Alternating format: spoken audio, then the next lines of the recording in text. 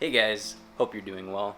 So as of today, we have lined up the next big project for the Fusion. And when I say big, I mean I'm not going to be able to do it in a single day. Most of my other videos, I could basically spend a single day working on the car and then a couple days editing. But this one's going to be probably a few days at least just in getting everything installed and hardwired.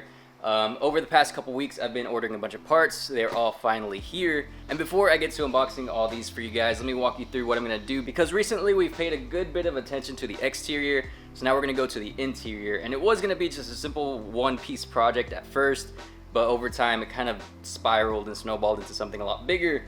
So we have a whole big game plan coming forward. So let me walk you through what I'm planning on doing. Nice.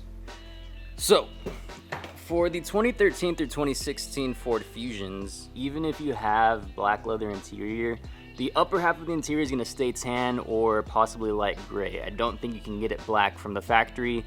New ones might be different, but for the 2013 through 2016, you cannot. So even the donor car that I got my black titanium seats from, basically coming from the A-pillar and up, everything was always tan. You know, the visors, the roof console. And I know that most other vehicle makes do this as well, but for the cars that I've driven previously, everything on the upper half was black as well, especially like on the Corvette or the Camaro. But this one being tan kind of gives me the mindset that I kind of want to change it to black, but this is kind of where everything started spiraling into more and more ideas. So I'm going to be dyeing the headliner itself black, but for the pieces that get handled more, such as the sun visor or the roof console, it was actually one of you guys that told me I could get pieces from higher trim level MKZs, and they'll basically be a direct swap, and they do come black from the factory. So I was basically going that approach, and then I told myself, well, if I'm taking the headliner off, might as well do some Starliner. And I want to give a big shout out to LJ. He was actually the first one to do this to his Fusion on YouTube. So I'm going to put like his video right here. He has a full guide on how to do it in case you want to do it as well. So big shout out to him. I'm definitely going to use his videos as reference, but it doesn't stop there. So another thing that I needed to do is install a dash cam. It's always been something that I felt I needed, and honestly it's kind of weird that cars don't come with them from the factory, but overall, I basically just feel that I need one because I drive pretty far, but obviously it's a good idea to have one just in case you get in an accident or something does happen and you catch it on tape. So I did order a dash cam for the front and rear, and then from there, as you guys can see, I painted the dash trim pieces, but I never actually addressed these trim pieces right here in the door panels. So I figure if I'm removing the headliner, might as well remove these door panels to get to these trim pieces, because these do mount from the inside, so it's a little difficult to get them off, but if I'm going for it, might as well go all out. But I am planning on taking the pieces to the body shop to get them painted to match the color of the car, because a nice professional finish will definitely go a long way, especially with the pearl flakes. And the first person I actually saw do this was Chris Cleveland in his old blue Fusion, and it looked really sick, so definitely taking a pointer from him. He just bagged his Fusion Sport as well as giving it some new wheels, so it definitely looks nice. Check that out. He's on Instagram at Blue Knight Fusion, but it doesn't stop there. So the last thing is for the seat belts. Whenever I did the interior swap, I didn't change the seat belts from tan to black because I did want to go a custom route for them, so I do have something in the works for that. That's all I'm going to say on that, but I'm very, very excited, so stay tuned because it should be really, really cool. And now we can get to unboxing everything. So this is the dash cam, and I went with the F200 Pro from Thinkware. I'm not really going to be able to tell you too much about dash cams because this is my first one. But I did go with this one for a few reasons. One being the seller, Black Box My Car. They have a YouTube channel and they actually did a very thorough review on it that got me pretty comfortable with choosing it, especially since they were the seller on Amazon and it had pretty good reviews. More than that, it actually has the front and rear dash cam for less than $200, which is a pretty good deal, especially considering it comes with the actual hardwire kit. That was also another selling point because most of the other dash cams that I was finding did require you to buy additional pieces, which were about $20 to $30 just to be able to get it to hardwire, especially considering if you do it without a specific kit, you can fry the dash cam itself because it's getting more power than it needs. So that was a pretty big reason why I chose this one. On top of the design, it's relatively small and it is very, very sleek. I think I'll be able to hide it relatively well behind the actual rear view mirror. And very simple design. It has Wi-Fi, so I can check it from my phone and adjust the settings from there. It's just very minimal, very simple, and I don't think I'll be able to overcomplicate this, especially in the install. So here's the actual front piece. Oh, this is another cool factor. The mount itself is separate from the dash cam, so if you need to do anything to your mount, you can without actually affecting the dash cam.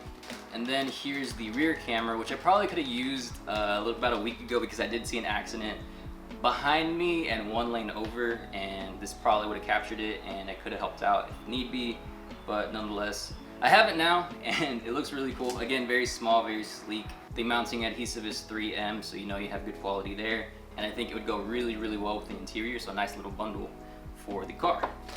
I believe this is the wire that connects the two cameras together, and then we have some more mounting adhesive, and then there's two wiring setups. This one's to connect it to your cigarette lighter if you don't want to hardwire it, and then this one is the actual hardwire kit itself. And then you have some wire clips with some adhesive as well, and it even comes with SD cards. So it comes with everything you need to hardwire your dash cam front and rear. Now on to the next box. So next box is also from Amazon, and this one I believe is going to be the Starliner. So there's one brand that basically stands out on Amazon because they have the most options when it comes to Starliner kits, and that's Chinle.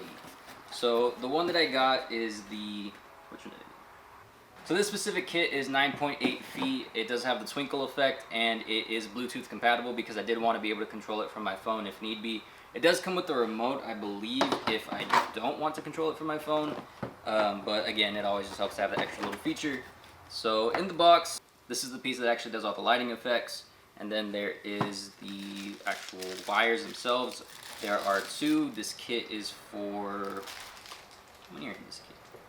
So it's 300 pieces in total, 150 on one side, 150 on the other. And you can definitely get more, but I do have a sunroof that I'm gonna have to work around. So I'm not gonna be able to use all the space, but I do think 300 is a good number to get everything going. You also have this adapter for power from your cigarette lighter, then this one for a wall outlet, and lastly you have the actual controller. It resembles basically any LED strip controller, and that's it for the box. So on to the next one. So now we're getting into the replacement pieces. Again, the pieces that I am going to be handling, I don't really want them to be just painted because the paint will wear off over use. I did get some replacement pieces from an MKZ, and I believe this is going to be the roof console first. I don't think you can paint that piece in the first place just because it does have the buttons with the lights on them. So I did find this piece, and it looks like it should fit exactly. The hard part was finding one that did have sunroof controls because the MKZs do have the panoramic roof. So just finding the specific one was a little bit difficult, but I was able to find it, and there's not many out there, but I am glad I was able to get my hands on this one.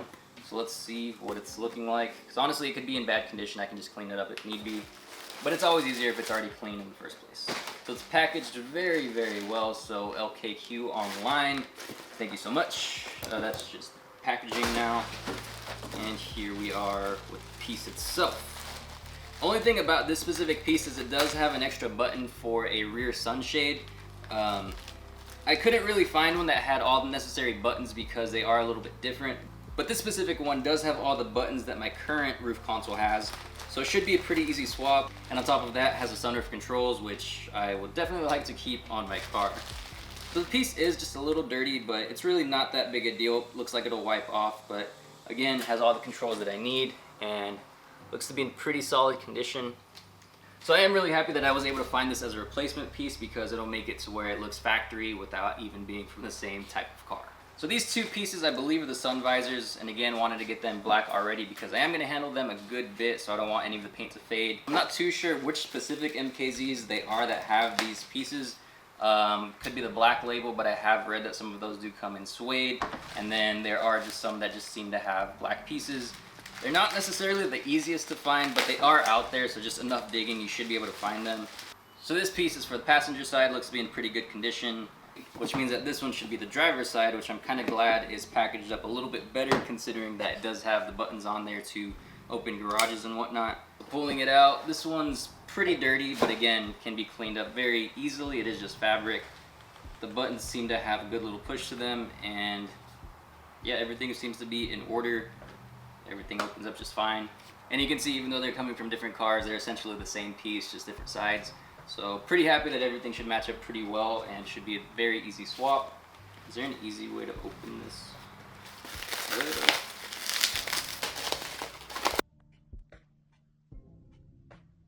Well, I appreciate the protection. So this piece I actually forgot about for the longest, but looking at it, it was pretty simple what I needed. I didn't really know what it was called. But there is a light for the back seat of the car on the headliner, and it's just normal tan light. You can't really paint those again because it has buttons on it, and I just found it in black off of another MKZ. So should be, again, another easy swap, pretty simple to do. So, well, that's gonna do it for this video, guys. Thank you so much for watching.